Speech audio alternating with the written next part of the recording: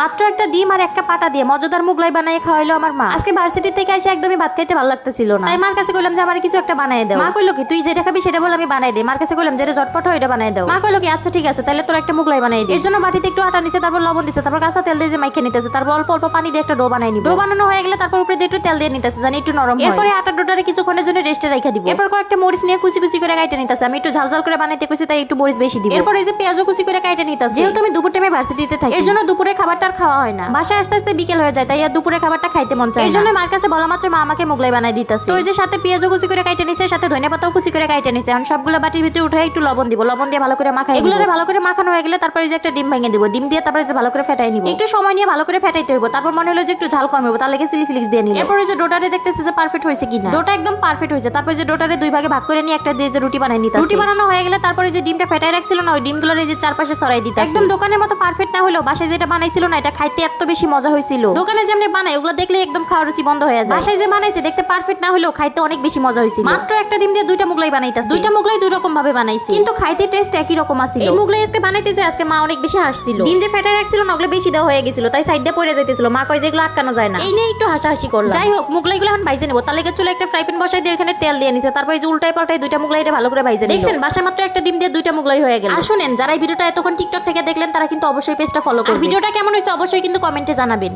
মাত্র একটা ডিম